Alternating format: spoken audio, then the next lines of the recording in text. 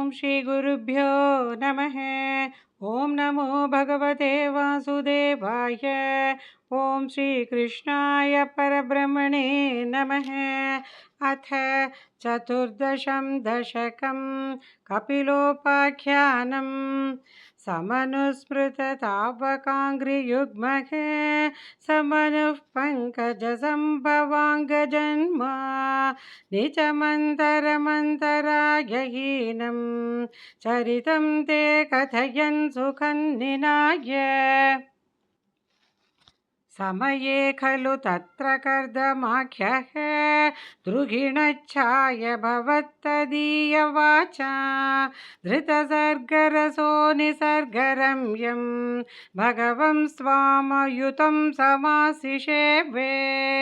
गरुडोपरि कालमेघगम्रं विलसत्केलिसरोजपाणिपद्मं हसितोल्लसिताननं विभो त्वं वपुराविष्कुरुषे स्म कर्धमाय।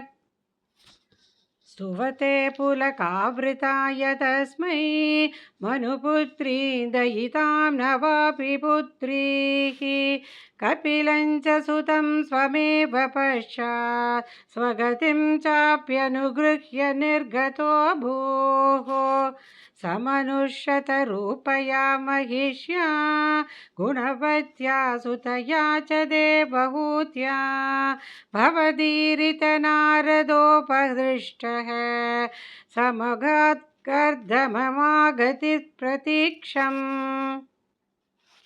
मनुनोपहृतां च देवहूतिं तरुणीरत्नमवाप्य कर्दमोऽसौ भवदर्चननिर्वृतोऽपि तस्यां दृढुशुश्रूषणया ददौ प्रसादम्।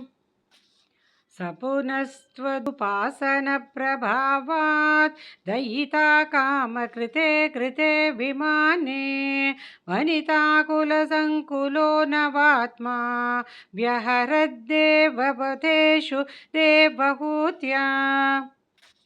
शतवर्षमथौ व्यतीत्य सोऽयं नवकन्या समवाप्य धन्यरूपाः वनयानसमुद्यतोऽपि कान्ता हितकृत्वज्जननोत्सुको न्यवात्सीत्। निजभर्तृगिरा भवन्निषेवा निरतायामथ देवदेवहूत्यां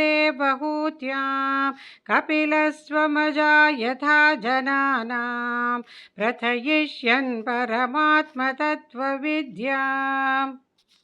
वनमेयुषि कर्दमे प्रसन्ने मत सर्वस्वमुपादिशन् जनन्यै कपिलात्मकवायुमन्दिरेश त्वरितं त्वं परिपाहि मां गदौघात्। नारायणाखिलगुरो भगवन्नमस्ते। नारायणाखिलगुरो भगवन्नमस्ते।